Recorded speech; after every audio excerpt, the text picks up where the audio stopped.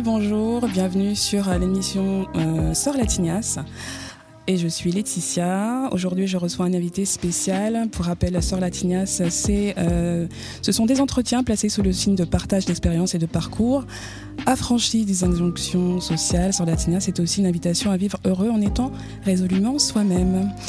Bonjour Éric Maroc, vous êtes représentant syndical de la police nationale pour la région Nouvelle-Aquitaine. Est-ce que vous pourriez compléter cette présentation, s'il vous plaît ? Bonjour Laetitia, effectivement je suis Éric Maroc, 50 ans, je suis le secrétaire régional du syndicat Alliance Police Nationale, le syndicat majoritaire des gradés et gardiens sur l'ensemble des 12 départements de la Nouvelle-Aquitaine. Alors, est-ce que vous pourriez nous en dire plus sur vous ? Donc vous êtes représentant du syndicat, donc secrétaire régional pour la région Nouvelle-Aquitaine. Vous êtes avant tout un agent de police, je présume. Est-ce que vous pourriez nous en dire un peu plus sur votre parcours, ce qui vous a donné envie de vous engager dans la police nationale et puis ce qui vous a mené à ces fonctions d'engagement dans le syndicalisme, s'il vous plaît ? D'accord, j'ai passé mon concours en 1990 et j'ai intégré l'école de police de Marseille en 1991. Originaire des Landes, j'avais, alors on ne peut pas dire que c'est une vocation, mais le métier de policier m'a tiré au fin fond de ma campagne. Je voulais sortir surtout de la ruralité et m'ouvrir à une découverte et lutter en tout cas contre le crime et la criminalité organisée. Quand on est jeune comme ça, on a des grands rêves.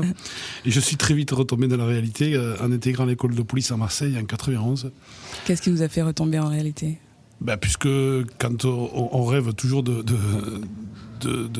faire le flic qui passe à la télé, Jean-Paul Belmondo, voilà. Et quand on arrive à l'école de police, de suite on est mis dans la réalité et on se rend compte que la police n'est pas le fantasme qu'on nous vend à la télé, quoi. Exactement. Donc j'ai inauguré l'école de police dans les quartiers nord de Marseille et tout immédiatement on a été confronté donc à l'intégration des policiers dans les milieux on va dire un petit peu hostiles, puisque les quartiers nord de Marseille c'est pas la douce vie de Rion-des-Landes. Et dès le premier week-end on a eu plus de 60 voitures cassées, des heures physiques et on a commencé tout de suite à être baigné dans le processus de la police de proximité qui deviendra une doctrine aux alentours de 1998. Mais bon, j'ai déroulé mon école, et puis j'ai intégré la préfecture de police de Paris, comme 95% des collègues issus de ma promotion. Donc je suis arrivé à Paris par un beau jour d'hiver de février 91, et j'ai été affecté dans le 16e arrondissement. Où là j'ai été loin de lutter contre la criminalité, puisque j'étais assigné à garder des portes et des établissements qui recevaient des personnalités ou des intérêts étrangers dans le 16e arrondissement. J'ai fait ça pendant 7 mois, avant de poursuivre mon cursus de stagiaire dans le 2e arrondissement de Paris, où là j'ai découvert un autre milieu de Paris, avec plus particulièrement le haut de la rue Saint-Denis, la rue des Petits Carreaux, la place de la Bourse. Donc un contraste assez saisissant entre, on va dire, les bas-fonds de la société avec la prostitution et le quartier de la Bourse, où on avait tous les bobos et les gens bien, on va dire. Donc c'était assez formateur. Et à cette époque-là, il y avait une grande solidarité entre nous, et les anciens de la police nous formaient, et on avait vraiment une formation sur la durée. Sur la première année, c'était de la durée, on était vraiment pris en compte, et on n'était pas livré à soi-même seul dans des véhicules de police. Donc voilà, ensuite à la titularisation, puisqu'à l'époque il y avait un parcours qui était très très défini. Je suis revenu sur le 16e arrondissement, mais là, pas dans la compagnie de garde, je suis revenu dans l'îlotage de nuit. C'était des patrouilles en tenue. Et pourquoi le 16e arrondissement, me direz-vous ? C'était parce qu'il y avait le bois de Boulogne et au lieu de la criminalité. Donc j'ai tendu vers ce métier-là, et très vite j'ai découvert donc là aussi en relation proche avec la prostitution et la faune, on va dire, de nuit, beaucoup de situations assez périlleuses et beaucoup de situations où ça m'a fait me remettre en cause, et j'ai pu m'épanouir dans la recherche, on va dire, de la délinquance. Et très vite, assez vite, j'ai pu intégrer sur sélection la BAC 75 qui avait été créée à l'époque par M. Pasqua, le 7 novembre 1993 pour être précis. Et là, j'ai continué donc ma carrière à la BAC de nuit à Paris, à Beaujon, où on circulait sur toute la BAC, sur tous les 20 arrondissements de Paris, à l'intramuros, avec le périphérique aussi. Et là, bien entendu, j'ai pu, entre guillemets, m'éclater. Ça peut choquer les auditeurs, mais être confronté, par contre, là, à tous les niveaux de délinquance la nuit à Paris, de l'homicide aux attentats, avec des choses beaucoup plus, on va dire, légères, où j'ai assisté, n'ayant aucune notion en médecine, mais j'ai assisté à l'accouchement d'une dame dans un taxi. Ça fait partie aussi du métier de policier. Voilà, de passer de l'accouchement à l'attentat du métro Saint-Michel, à l'attentat aussi de... Enfin, alors, excusez-moi, j'ai employé le mot d'attentat, c'est pas un attentat, mais le couple Maupin, je me rappelle plus le nom de la fille là, qui avait pris en otage un homme après avoir tué 2 collègues sur le cours de Vincennes, pour finir dans le bois de Vincennes, où là j'étais sur les lieux. Donc vous voyez, on a le temps de voir et de s'apercevoir que le métier de policier est un métier assez compliqué. Il faut être assez endurci et il faut savoir prendre du recul entre la vie professionnelle et la vie personnelle. Oui. Moi, j'ai toujours réussi à faire ça parce que j'étais passionné de rugby et je joue au rugby en parallèle de ma carrière de policier. Et c'est pour ça aussi que je travaillais la nuit. Ça me permettait de combiner le sport et le professionnel. Voilà. Ensuite, pour compléter ma carrière, j'ai quitté la BAC 75N à l'été 97 pour intégrer et me rapprocher de celle qui était devenue mon épouse en 96, de me rapprocher de ma femme donc, qui était sur la région bordelaise. Je suis parti donc à la CRS Bergerac. Là, pas par conviction, mais juste, on va dire, par nécessité de rapprochement familial. Et j'ai découvert donc une nouvelle famille dans la police, les CRS, plus donc dédiés au maintien de l'ordre, à la sécurisation. Je n'y suis resté qu'un an, mais quelle année, puisque c'était l'année de la Coupe du Monde de foot. Et donc j'ai passé 251 jours en déplacement. Ah oui. Donc je m'étais rapproché de ma femme. Quelle ironie. Si j'étais resté à Paris, je l'aurais vu plus longtemps que si j'étais pas venu à Bergerac.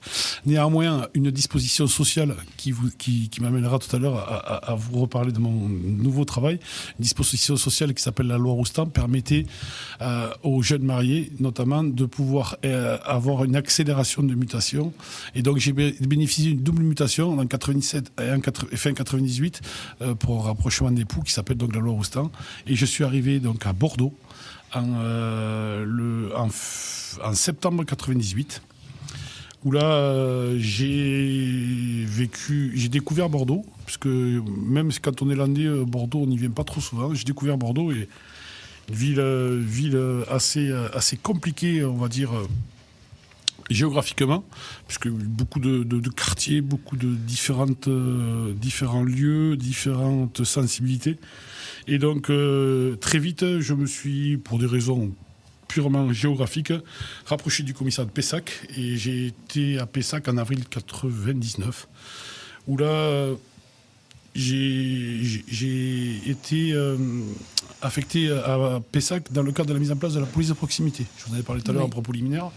Police de proximité dans le quartier Sège-Fort-Manoir, avec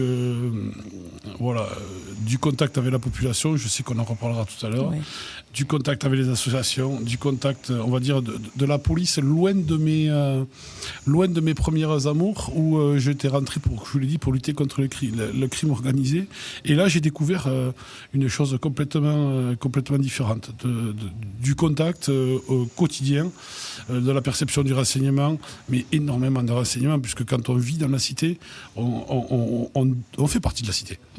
Alors, bien sûr, on n'est pas copains avec les trafiquants et tout le trafic parallèle, mais en tout cas, on arrive à faire des choses.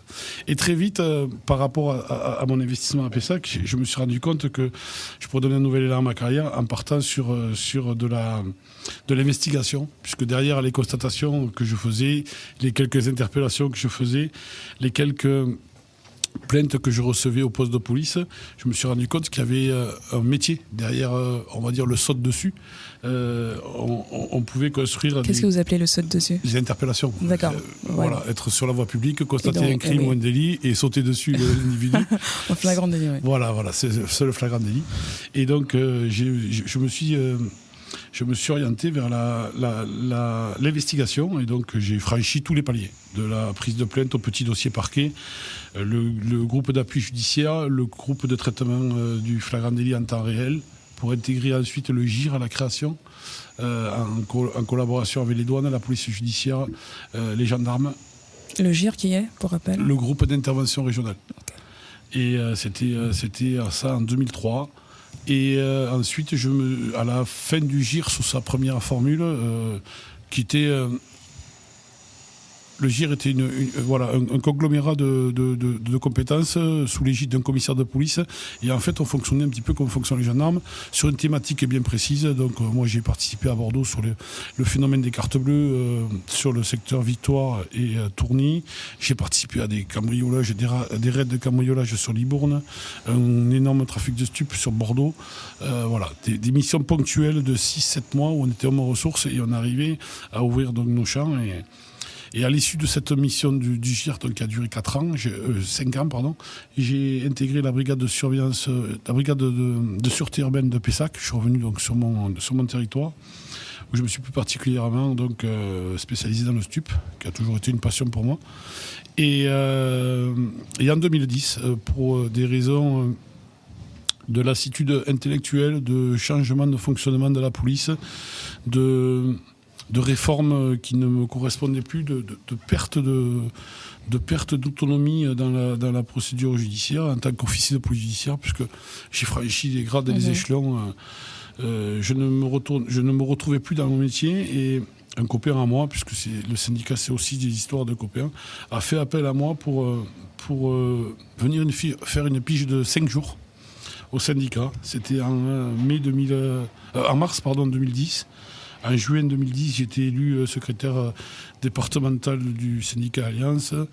En 2014, nous gagnons pour la première fois les élections à Bordeaux Alliance. Et en 2015, quand mon copain est parti, lui, au bureau national et est actuellement secrétaire général adjoint du syndicat Alliance, j'ai pris la région sur une triste date, le 13 novembre 2015, le jour des attentats du Bataclan. Voilà pour l'intégralité de ma carrière.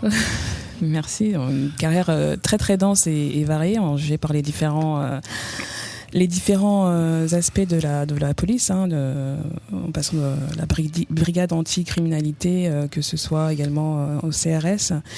Du coup, est-ce que vous pourriez entrer un peu plus en détail peut-être sur ce qui différencie dans les attributions la brigade anti-criminalité, les CRS notamment ? Alors, pour être un petit peu plus générique, il faut savoir que la police nationale est composée de 4 branches. Donc, la sécurité publique, ceux qui sont à la lutte, on va dire,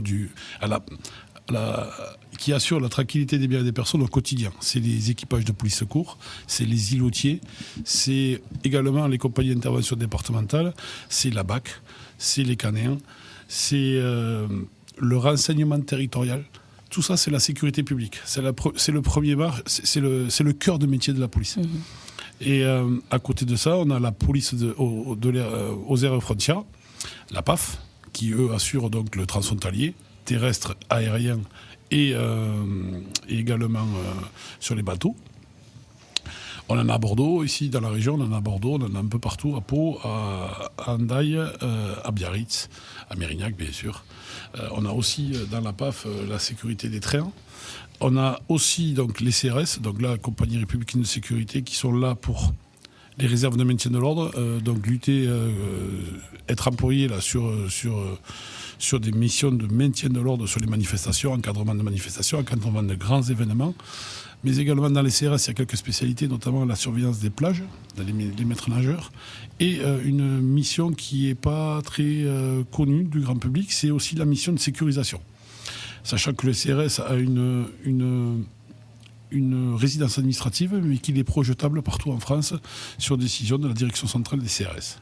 Et la quatrième métier, c'est le renseignement, c'est la sûreté intérieure, la RI, on appelle ça chez nous, le renseignement intérieur, qui là est une direction beaucoup plus cloisonnée, qui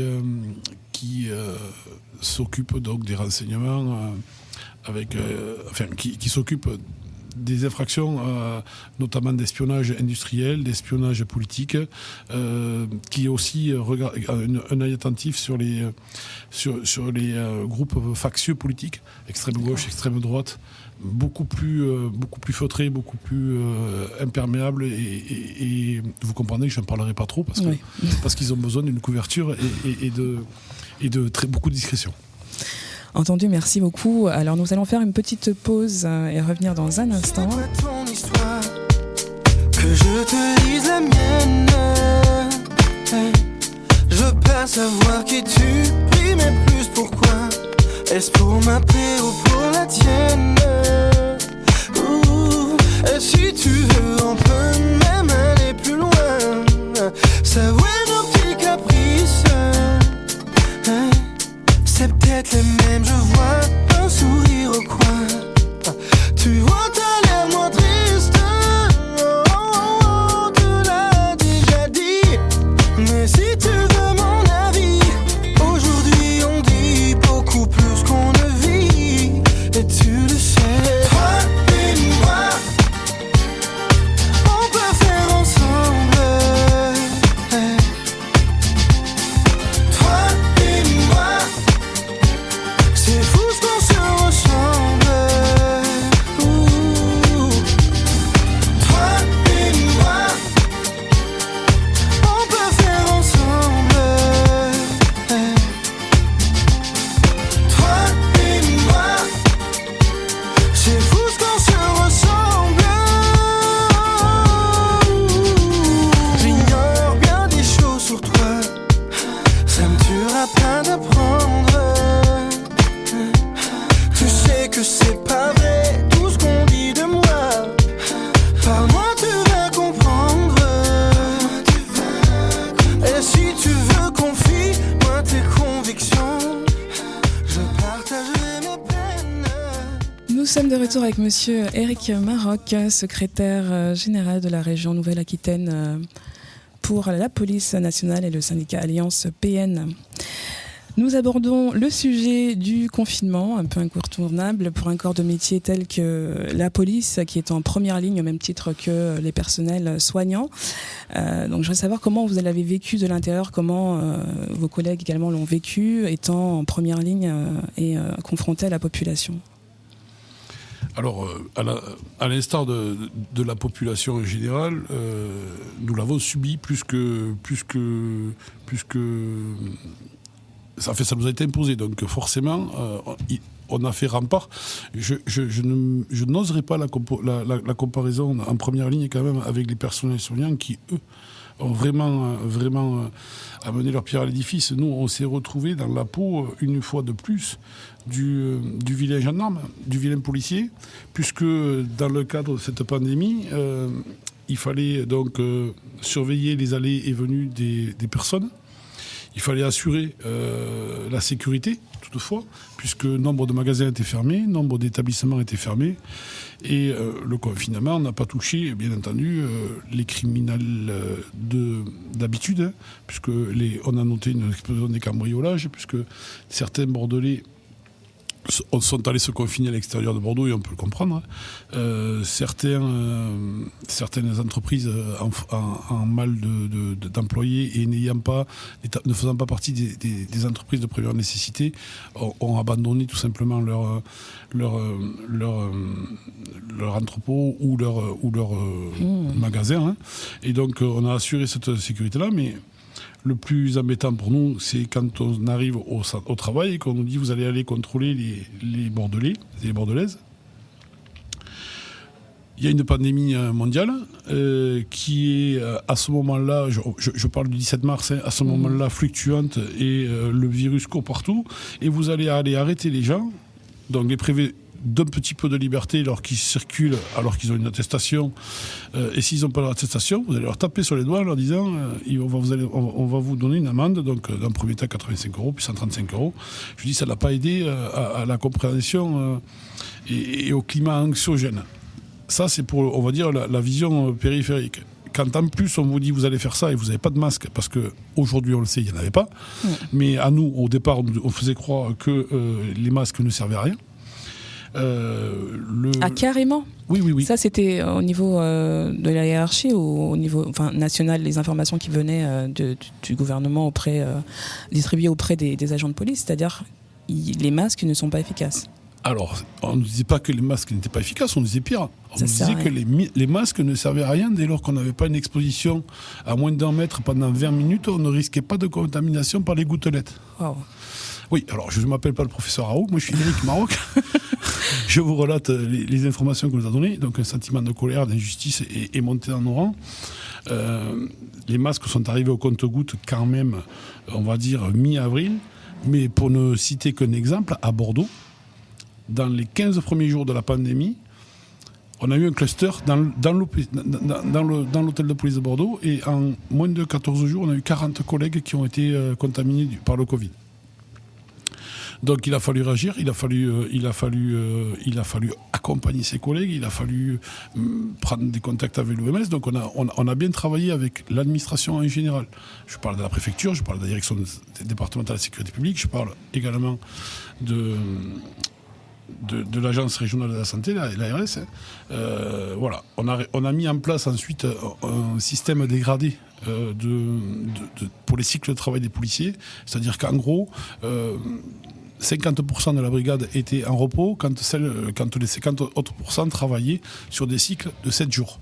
C'est-à-dire qu'en gros, on disait à l'époque que les premiers symptômes arrivaient sous les 5 jours. Donc au bout de 7 jours, on estimait que si le collègue n'avait pas de symptômes, il pouvait revenir au travail. On évitait de les faire se croiser pour les isoler et en fait assurer la continuité du service public, ce qui est notre travail et qui n'a jamais été contesté. Voilà. Les gels hydroalcooliques, les gants, tout ça c'est arrivé en cours de pandémie pour arriver à une situation appropriée, stable et sécurisée fin avril, depuis le 17 mars. Bon. Au final, sur la région, sur les 12 départements, on s'en sort avec moins d'une centaine de collègues testés positifs au Covid-19, et là j'explique bien testés positifs, parce qu'on en a eu beaucoup plus avec des symptômes mais qui n'ont pas été testés positifs, et d'autres, comme vous le savez, à l'image de la société, qui ont certainement eu le virus et qui n'ont pas développé de symptômes. Donc voilà, le sentiment des policiers sur cette pandémie, c'est qu'une fois de plus, on a endossé le mauvais rôle. Et comment étaient les réactions des gens dans la rue? Déjà, est-ce que constat sur Bordeaux et la région, est-ce que le confinement était bien respecté? Alors oui, à 99%, le confinement a été très bien respecté. On a été plutôt préventif que répressif. Parce que néanmoins sur le terrain, et puis nous on a donné des consignes syndicales aussi de ne pas verbaliser pour verbaliser. On a eu quand même des clusters là aussi, mais des clusters on va dire de révolutionnaire, enfin, d'action révolutionnaire où on n'a pas eu d'emprise du tout sur le confinement. Et je voudrais pas leur faire de pub et je vais pas citer les quartiers, mais de 2-3 quartiers à Bordeaux qui ont continué à travailler, à vivre, on va dire, dans les abords de leur habitation et à organiser des matchs de foot, à attendre des embuscades à la police. Oh, wow. Voilà, vous avez dû voir. Non, moi, c'est vrai que j'ai scrupuleusement respecté le confinement personnellement, et quand je sortais, j'étais étonnée de voir beaucoup de gens dehors ou dans certaines rues autour de mon quartier et qui étaient en train de faire des petits apéros entre voisins ou des choses comme ça. Donc je me disais ok, bon, il y a une évolution peut-être dans la manière d'appréhender les gens quand on les perçoit dehors ou alors c'était des horaires qui étaient permis, où les gens profitaient pour se détendre aussi parce que c'était une période difficile. Donc ça, ce que je peux le comprendre, mais c'est vrai que j'étais surprise de voir beaucoup de gens qui n'étaient pas nécessairement en mouvement dehors, aux abords de mon quartier. Là, je parle des Chartrons. Après, il n'y a pas de gros secrets d'État là-dessus, mais voilà. Donc c'est pour ça que je posais la question par curiosité. Alors moi, comment vous l'avez perçu je vous ai parlé de la période du 17 mars au 11 mai, la période de confinement, on va dire, plus dure. Oui, c'était... Voilà, où il fallait des attestations de sortie, où on ne pouvait pas s'échapper à plus d'1 kilomètre de son domicile. Après, voilà, plutôt bien ressenti. Je crois qu'au niveau des contraventions, on n'a pas dépassé le millier de contraventions sur une agglomération, sur une métropole comme Bordeaux. C'est pas... Voilà.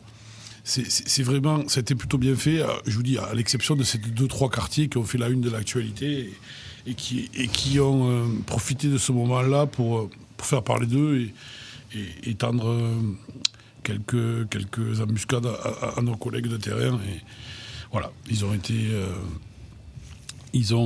a été traité. Il y a eu des rodéos, il y a eu... Voilà. Donc... je ne vais pas instaurer de polémique, c'est le dur métier de policier. Vous disiez tout à l'heure que donc, vous aviez le mauvais rôle un peu auprès de la population et je voulais aborder rapidement le parallèle, même si c'est différent par rapport au personnel de santé qui était vraiment en première ligne et qui ont vu des choses difficiles et étaient débordés dans les services de santé, d'urgence, etc. Ils sont aussi là pour protéger, en tout cas soigner, et donc la police a un peu ce rôle-là aussi de protéger, de veiller à une certaine cohésion sociale. Et c'est vrai que d'un côté, du fait de tout l'engagement que ça nécessite par les personnels de santé, on les applaudissait tous à 20h pour les remercier et puis reconnaître leur engagement et le fait qu'eux aussi n'étaient pas forcément protégés pour faire face à cette pandémie et se protéger eux-mêmes pour leur santé, pour leurs proches. Et que d'un autre côté, du coup, on a la police qui aussi fait face est confrontée à des personnes qui potentiellement peut-être malades et qui ne sont pas forcément protégées parce qu'ils ont ce rôle-là de gardien de la cité, quoi. Alors, on est quand même... comme je vous l'ai dit tout à l'heure, j'aime pas faire le parallèle avec les soignants parce que les soignants, ils étaient en milieu confiné dans leur service avec, maintenant on le sait, les projections et la volatilité du virus qui pouvait se propager. Nous, on était quand même dans des milieux ouverts, puisque, enfin, la majeure partie des interpellations ou des contrôles se passaient en milieu ouvert. Donc on pouvait adopter le système de distance de sécurité. On a quand même eu assez rapidement des visières ou une technique d'approche pour les véhicules. On demandait qu'ils présentent les papiers derrière les vitres. Après se posait effectivement, et là où je viens au fond de votre question, les individus récalcitrants, bien entendu. On a fait face, bien entendu. On s'est fait cracher dessus, bien entendu. On a été menacé par des individus qui se revendiquaient porteurs du Covid. Face à ces situations d'urgence, on est tenu par la loi. On est tenu par la loi, les gens sont tenus par la loi, ils doivent respecter les forces de l'ordre. Les forces de l'ordre se doivent de mettre un terme à tous les crimes et à tous les délits qu'ils constatent. Et on a fait face et nos collègues ont été pris en charge par contre immédiatement dès lors qu'il y a eu des contacts, dès lors qu'il y a eu des contacts physiques ou des crachats, voilà, ils ont été tout de suite pris en compte. On a mis en place des protocoles avec l'ARS et le service du CHU Pellegrin avec des tests très rapidement, des tests même répétés sur 3-4 jours. Et bon voilà, après ça, qu'il y ait, ce que je veux dire en résumé, c'est qu'il y ait une épidémie on va dire mondiale, une pandémie mondiale, ou qu'il y ait des manifestations ou qu'il y ait tout simplement la vie naturelle, le policier s'expose tous les jours. Il n'y a pas de tension ou de regain de tension en particulier. On peut mourir, je ne veux pas me servir d'actualité, mais regardez cette gendarme qui était en contrôle routier près d'Agen samedi soir. Je ne pense pas que quand elle a pris son service, elle pensait ne pas revenir et jamais revenir. Merci, on va faire une pause musicale avant de revenir.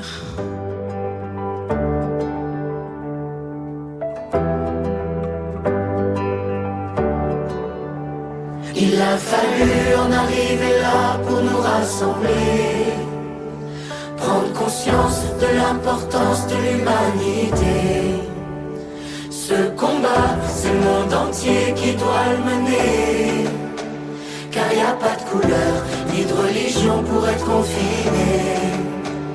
Il a fallu en arriver là pour les remercier, ces héros du quotidien qui sont comptés, sacrifient leur vie au nom de notre santé. Ces mêmes qui criaient dans la rue, venez nous aider. Et demain, on fera quoi? On recommencera, l'homme est comme ça. Mais demain, ce sera nous, les maîtres du jeu. Un point c'est tout. S'aimer encore, danser encore, sourire encore, s'embrasser plus fort, pleurer encore, souffrir encore, et tenir encore, et chanter plus fort. La la la la, la la la la, la la la la, la la la la la la, ça fait du bien. La la la la, la la la la, la la la la la la. Il a fallu en arriver là pour qu'on se parle, qu'on recommence à s'amuser avec que dalle, pour qu'on s'appelle, qu'on se dise je t'aime, est-ce que t'as mal? Avec le temps, on retrouvera le temps et la morale. Et demain, on fera quoi? On recommencera, l'homme est comme ça. Mais demain, ce sera nous, les maîtres du jeu. Un point c'est tout, s'aimer encore, danser encore, sourire encore. Bien, nous sommes de retour pour parler, comme nous l'avons commencé déjà avec Éric Maroc, et nous abordons un sujet qui a fait l'actualité récemment et qui continue de faire l'actualité. Je veux parler de la mort de George Floyd aux États-Unis, donc sa mort qui a été ultra médiatisée et filmée pendant les 8 minutes 47 où il a agonisé sous le genou d'un policier à Minneapolis. Et qui sont suivis des mouvements avec un élan nouveau pour le mouvement Black Lives Matter qui avait déjà commencé en 2016, il me semble, et puis une vague internationale d'émoi de l'opinion publique suite à la diffusion de cette vidéo. Alors donc je voudrais qu'on aborde la question des violences policières, mais avant cela je voudrais prendre votre point de vue ou votre ressenti en tant qu'être humain par rapport à la mort de cet homme aux États-Unis. Tout simplement, en tant qu'être humain, en tant que policier, j'ai pas deux avis différents.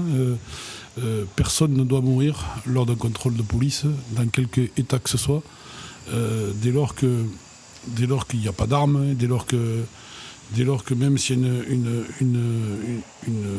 on va dire une rébellion ou un petit peu de l'usage de la force, en tout cas, personne ne doit mourir. Donc effectivement, j'ai vu comme vous les images terribles de la mort de George Floyd filmées en direct. J'ai vu quelque part l'acharnement de ce policier américain qui est aujourd'hui incarcéré. Je le condamne, je le regrette. Je ne peux pas dire beaucoup plus de choses. J'étais attristé et particulièrement énervé par ces comportements qui jettent de l'opprobre sur l'ensemble des polices mondiales. Eh oui.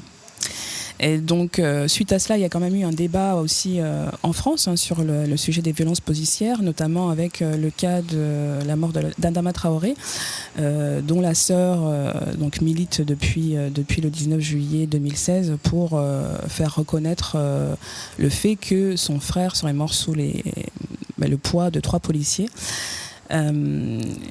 Et donc je voulais aborder cette question-là avec vous, puisque vous êtes premier concerné, et puis voir ce que vous en pensez, le fait que le mouvement de Black Lives Matter a été récupéré pour cette question-là, et qu'est-ce que ça signifie pour vous dans la police aujourd'hui, ce battage médiatique ? Au risque de vous décevoir ou de vous choquer, il n'y a pas de comparatif possible entre George Floyd et Adama Traoré. Aujourd'hui, Adama Traoré est décédé dans des circonstances qui sont établies par quatre contre-expertises. Il ne m'appartient pas, moi, de juger le ressenti de la famille sur le volet affectif. Moi, je m'associe à leur peine. On a du respect pour la personne d'Adama Traoré. Mais dès lors qu'on parle de la mort de ce jeune homme sous les coups pas de policiers, c'est des gendarmes nationaux. De gendarmes, pardon, oui, de gendarmes nationaux. Alors qu'il y a une enquête pénale en cours, que tous sont mis en examen et qu'il y a 4 contre-expertises qui démontrent que les allégations portées par la famille et leur avocat sont inexactes. Inexactes juridiquement. Je pèse bien mes mots, je fais bien attention à ce que je dis. Inexactes par rapport au déroulement des faits tels qu'ils sont décrits et qu'ils sont exposés dans la procédure judiciaire, prouvés par des constatations médico-légales. Alors c'est justement ça qui fait polémique puisque au départ, donc, ce qui est déclaré par la famille, c'est que les gendarmes ont dit d'eux-mêmes qu'ils avaient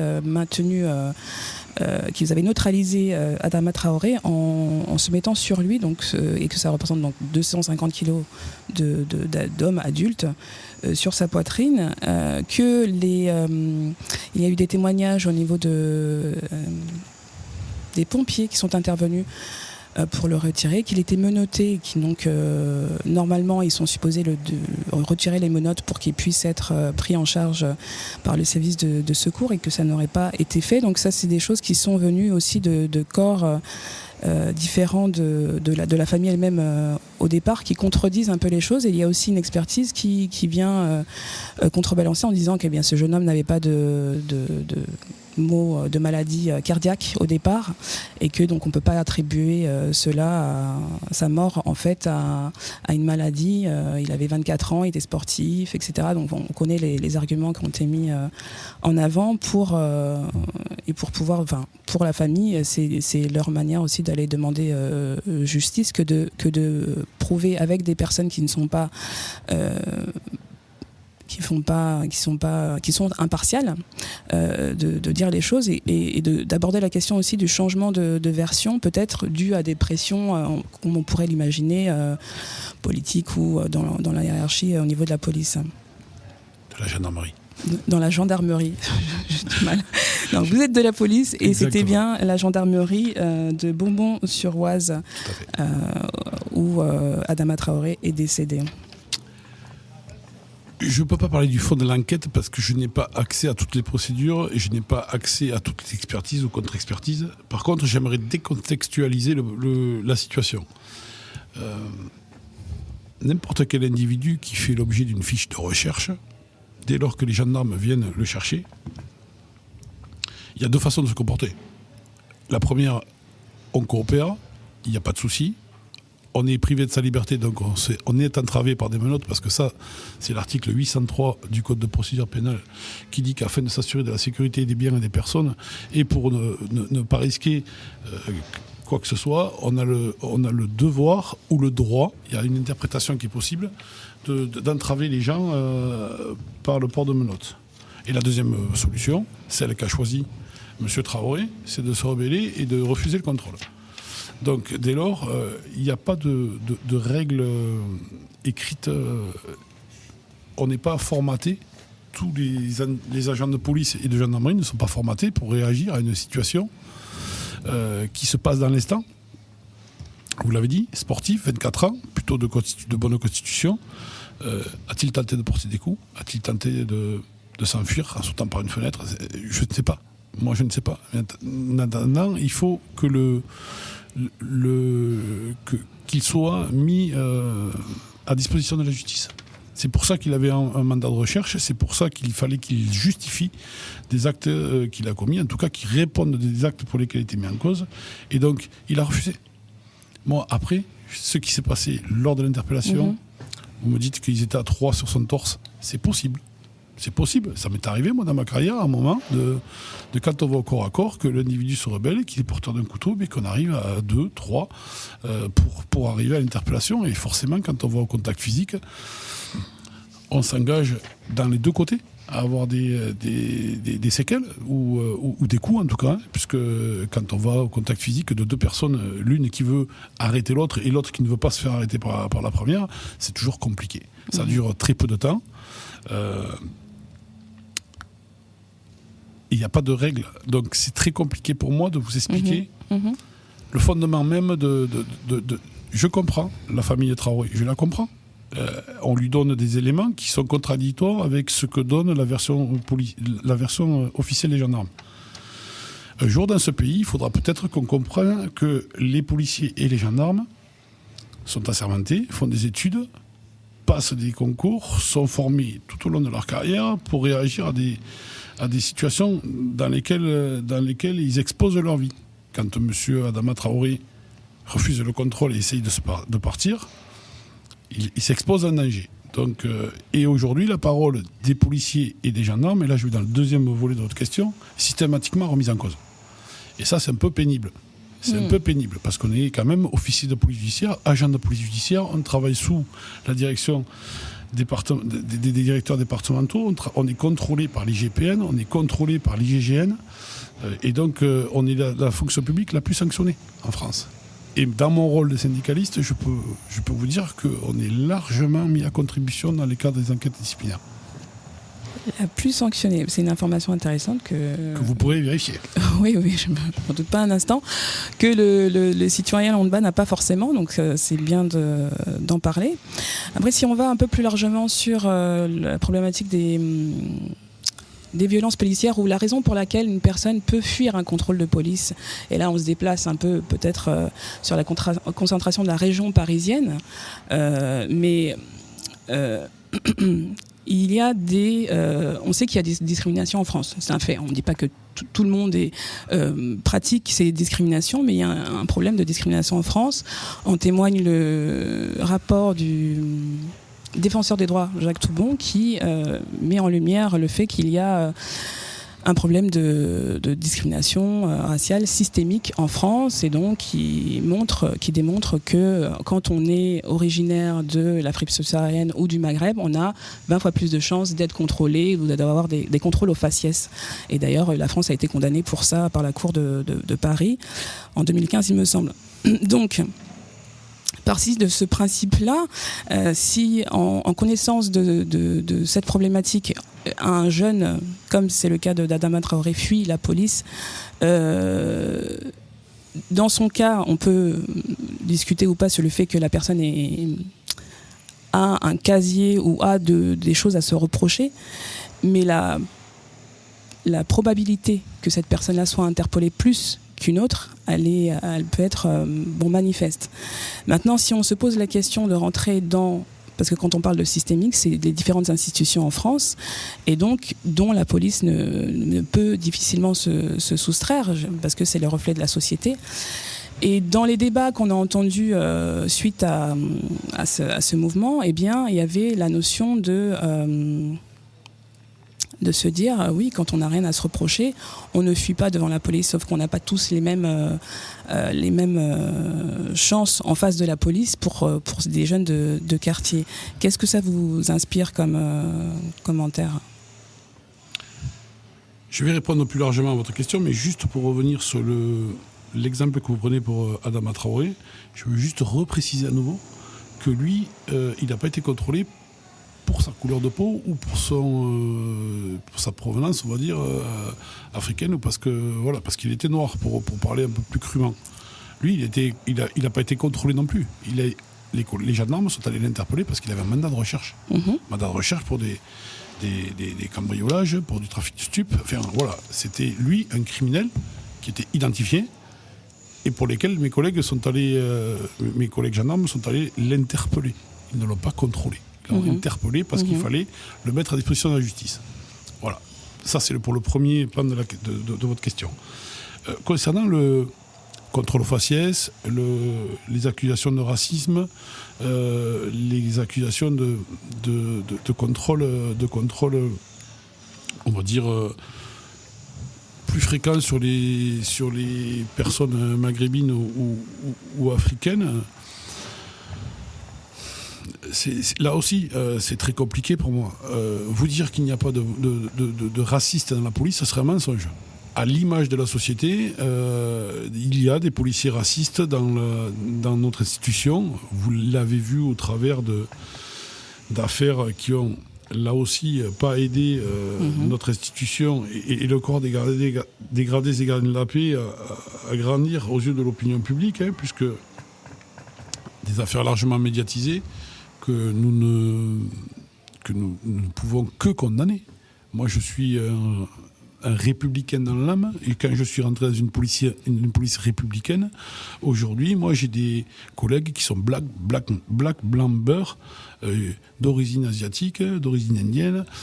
La police, elle est multiraciale et il n'y a pas de racisme systémique. On peut déplorer des actes isolés, on peut même des actes groupés, mais à l'image de la société. Après, pour les contrôles aux faciès, effectivement, j'entends votre analyse qui tient la route et elle ne prend pas en compte une seule chose, c'est la ghettoisation voulue par l'État dans des quartiers d'exclusion sociale. Et là, je sors un peu du champ de mon rôle, mais quand on regroupe des familles venues de l'immigration, issues de l'immigration, forcément, il y a une vie qui se crée entre soi. Et quand l'État abandonne ces gens dans les ghettos, forcément que se crée une vie parallèle à la vie de la France. Et la seule institution qui intervient dans ces cités, c'est nous. Oui. C'est la police. Et on ne vient pas, généralement, on vient parce que dans ces quartiers abandonnés, je pèse bien mes mots, on voit fleurir de l'économie parallèle, telle que le trafic de stupéfiants, parce que malheureusement, ces populations, bien sûr qu'il y en a qui sont parfaitement intégrés, qui vivent très très bien, mais dès qu'ils vivent très très bien, qu'ils ont un seuil de richesse, ils s'en vont de leur secteur. Et donc on a malheureusement des gens en difficulté scolaire, en difficulté sociale, en rejet d'exclusion, avec des problèmes de langue. Et donc forcément, ça crée un petit marasme et ça draine un conglomérat de gens qui viennent dans les cités alimenter un trafic parallèle. Et donc forcément, ces gens qui sont dans ces quartiers sont des gens issus de l'immigration et forcément, ils sont plus contrôlés que les autres. Je ne vais pas vous dire la vérité. Je ne vais pas me cacher derrière la... Voilà. Et ça relance la question du coup, et on reviendra de toute manière là-dessus, sur peut-être le rôle de l'État dans cette ghettoisation. Ça relance la question de systémique tout de même, parce que, et puis déjà c'est Jacques Toubon qui en parle dans son rapport qui est intitulé « Discrimination et origine, l'urgence d'agir ».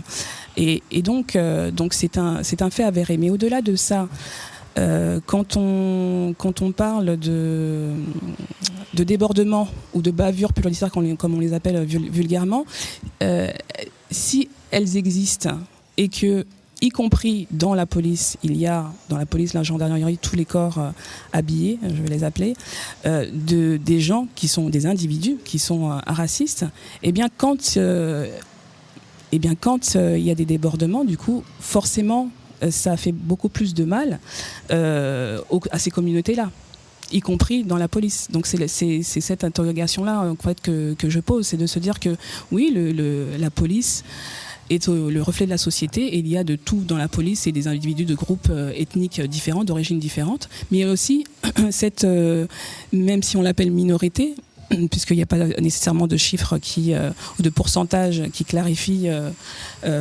ça dans la proportion des personnes qui sont susceptibles d'avoir des comportements inappropriés, voire de brutaliser des gens sur le principe de leur couleur de peau. Eh bien, ça fait forcément beaucoup plus de mal dans la police. Et donc, comment vous évoquiez tout à l'heure la police des polices, qui est donc l'inspection générale de la police nationale. Comment est-ce que ça s'est géré, ces problématiques? Est-ce que vous avez été confronté à ça? C'est-à-dire de sanctionner par rapport à des problèmes de discrimination? Alors, par rapport à des problèmes de discrimination ou des problèmes de violence ou des problèmes de manquement à l'éthique ou des problèmes de manquement de respect à notre hiérarchie. Oui, j'ai été confronté à ça. Dès lors que vous avez une interpellation, une action de police violente, dès lors que vous avez une victime qui dénonce des faits, il y a toujours une enquête. Toujours. Il n'y a aucune enquête qui sont passées sous silence. Maintenant, il y a deux voies de poursuite des choses. On va prendre l'exemple de l'individu qui pense avoir été contrôlé parce qu'il est noir, arabe, voilà, j'ai pas osé le dire. maghrébin, Voilà. d'origine asiatique. Voilà, on va dire issu de l'immigration et à raison de sa couleur de peau. S'il le déclare, il a deux voies de le faire, soit au procureur de la République pour donner une suite pénale, soit à l'IGPN, donc par la plateforme de dénonciation anonyme. Dès lors, le phénomène s'enclenche, la procédure s'enclenche. Le procureur dit on l'entend, la victime. Si la victime fait état de règlement de compte en disant il y a une marge d'être contrôlé, mais on s'aperçoit qu'il a 40 ou 50 infractions commises, un passé de délinquant ou un truc comme ça et qui est connu de la police, c'est normal qu'il soit contrôlé un peu plus que les autres, celui-là. Mhm. Maintenant, le deuxième côté, c'est il écrit à l'IGPN parce qu'on l'a traité de sale black, de sale arabe, de sale juif, de sale... enfin voilà. À raison de ça, on l'a insulté, on a manqué... Là, l'enquête IGPN va sur le volet administratif. Et dès lors que le policier est mis en cause, il est entendu, les syndicats viennent l'assister, enfin, il faut le droit de l'avocat, mais dès lors qu'il y a si on arrive à prouver de façon précise qu'il a commis un crime ou un délit, donc en l'occurrence des insultes, menaces, il va être sanctionné dans la police, mais il va repartir devant la justice. Parce que l'IGPN travaille sur les deux côtés, le volet administratif et le volet judiciaire. Ce qui fait qu'un policier qui est mis en cause dans une procédure de violence illégitime, comme vous le dites, mais déjà, violence illégitime, c'est aussi jeter le discrédit sur la police. Non, c'est des violences. Elles sont illégitimes quand elles sont prouvées. Oui. Elles deviennent illégitimes. Mais est-ce qu'il est facile de prouver c'est ça aussi, parce que pour le citoyen lambda, on se dit la valeur de la... Pour le citoyen lambda, je comprends que d'un agent, d'un gendarme ou d'un policier n'a pas la même qu'un... La frontière est ténue. Oui. Mais un agent de police qui commet des violences, elles ne sont pas tout de suite illégitimes.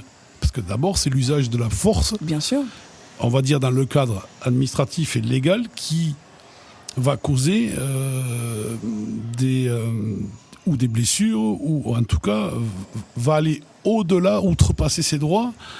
Par exemple, je vais vous dire très simple, on interpelle un individu, on le menotte et à ce moment-là, il y a un coup de poing qui part. Parce que le fonctionnaire a perdu ses facultés, parce qu'il a perdu son sang-froid.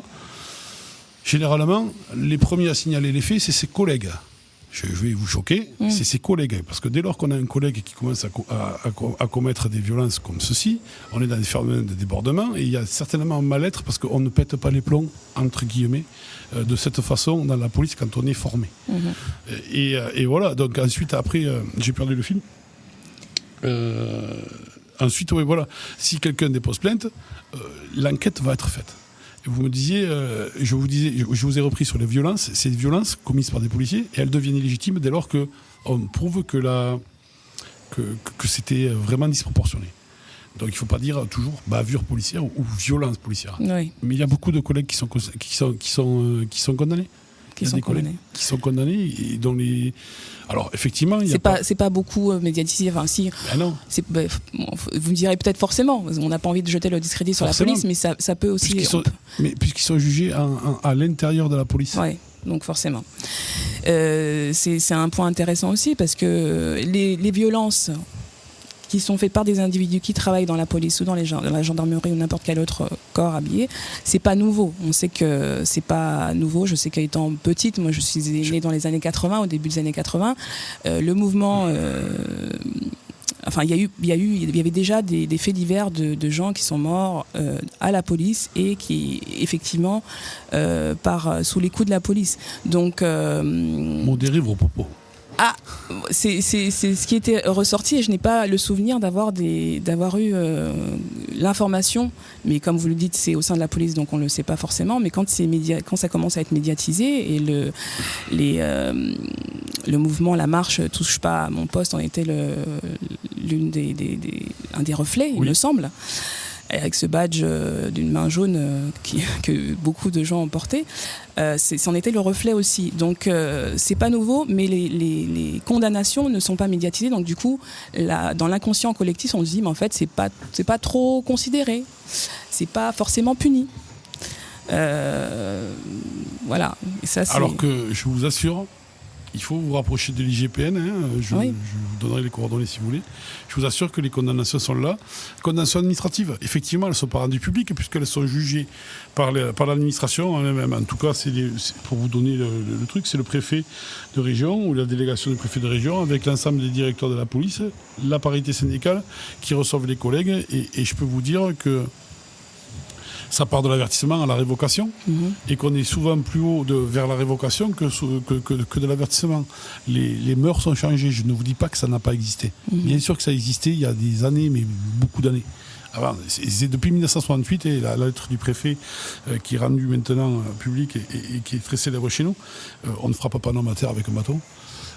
Voilà. Depuis 1968, les mœurs ont changé. Bien sûr que la police a été confrontée à un phénomène de violence avec des vrais bandits à l'époque où il y avait un code de l'honneur et on ne se tirait pas dessus. Enfin bref. Il y a aussi une banalisation.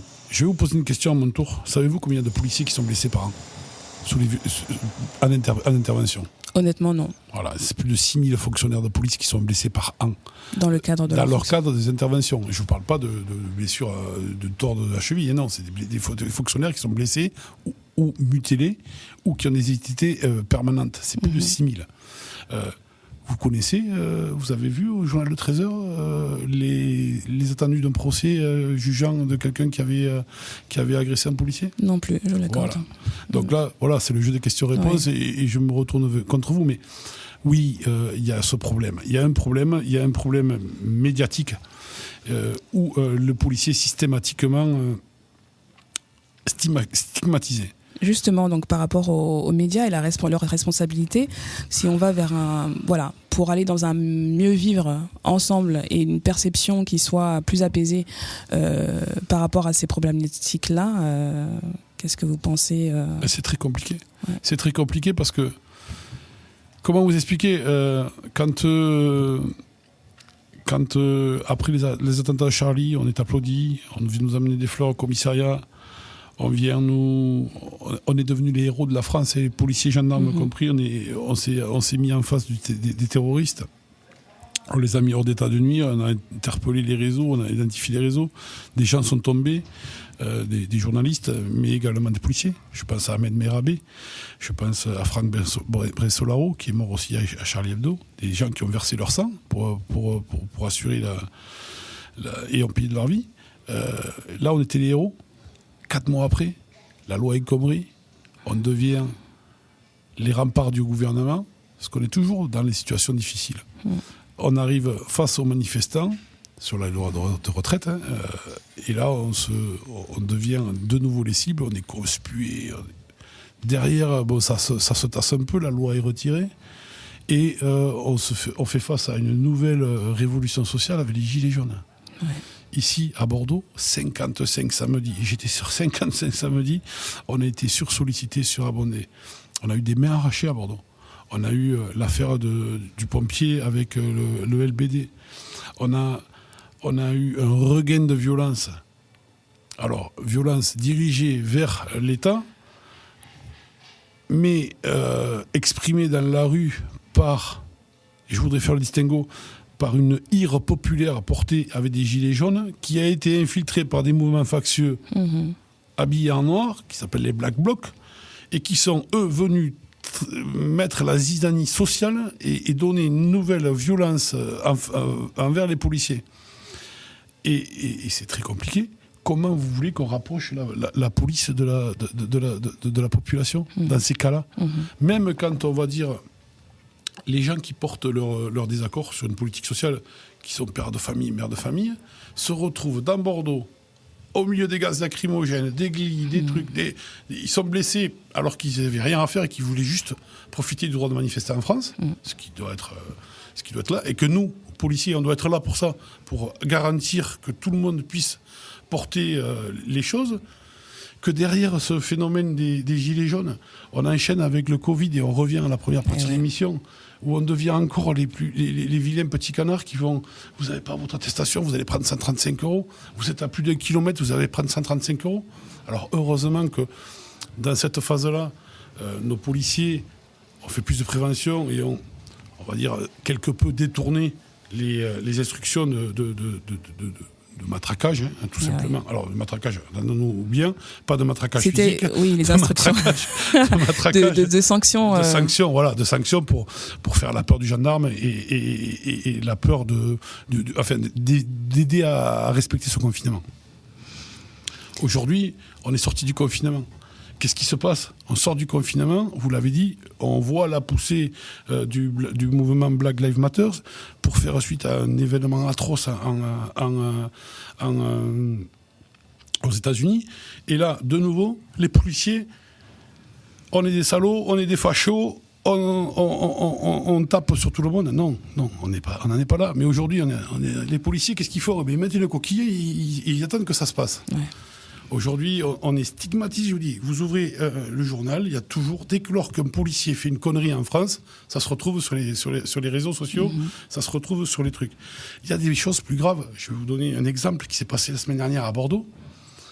2 policiers en vacances, un policier bordelais, un policier et son époux parisien, en vacances à Bordeaux dans le tram, assistent à une agression où un individu black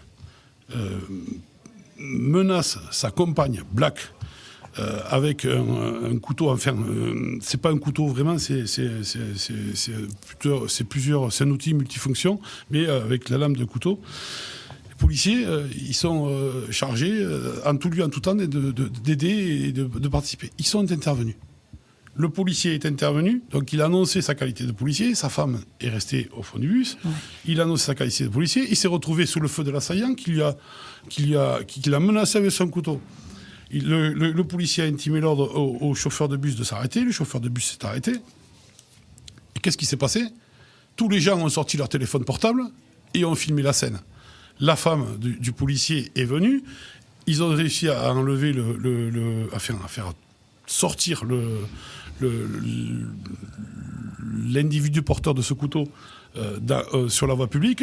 Mon collègue, n'écoutant que son courage et ayant engagé une action de police, l'a amené au sol, lui a fait jeter le couteau, l'a menotté, pendant que 50 personnes le filmaient.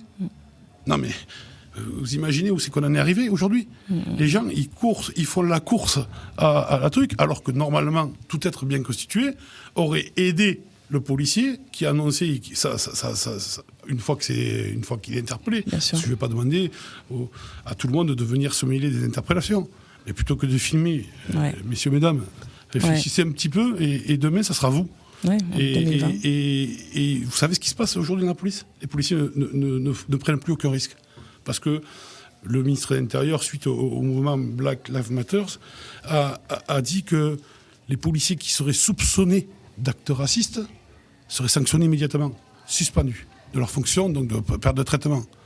Mais on n'est pas des sous-hommes, on n'est pas au-dessus des lois, mais on n'est pas en dessous des lois. Et parallèlement, il y avait aussi ce projet de loi qui visait à interdire de filmer justement pendant... Alors, c'est mon syndicat qui le porte, ce projet de loi. On a saisi l'ensemble des députés en France, et parce que c'est pas normal qu'en France, dans le cadre alors moi, je suis sous le cadre du mandat syndical, je donne mon identité, ça ne pose aucun problème que je sois filmé ou pris en photo. Mes collègues doivent pouvoir, sur le terrain, ne pas être identifiés. Pourquoi ? Parce qu'on l'a vu à Magnanville en 2015, parce qu'ils étaient flics, ils ont été assassinés chez eux parce qu'ils étaient flics. Et on a des collègues qui sont déplacés de commissariat, qui remettent leur vie en jeu parce qu'ils arrivent dans des situations d'extrême où les gens vont même jusqu'à agresser leurs enfants à l'école. Parce que derrière le policier en tenue, il y a un homme, il y a une femme, il y a un foyer, il y a une vie. Bien sûr. Et ça, c'est compliqué à gérer au quotidien. Merci pour ça. On va faire une petite pause et on va revenir pour la dernière partie.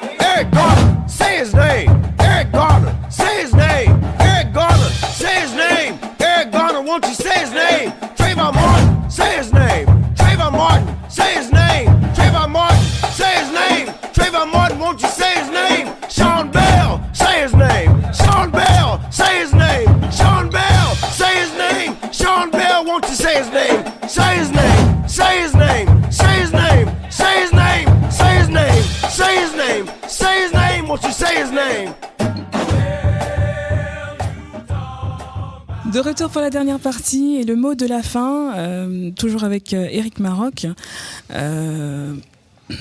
Après avoir évoqué donc le confinement, les violences policières et les problématiques liées à votre fonction et d'agent de la police au départ, également de syndicaliste, est-ce que vous auriez un message particulier à faire passer à l'ensemble de la population et peut-être un message aussi aux autorités, au gouvernement, pour un mieux vivre et un mieux-être de la police et surtout aussi des citoyens? Vaste sujet que vous me proposez là. En un mot. Je vais essayer d'être concis. Aux citoyens,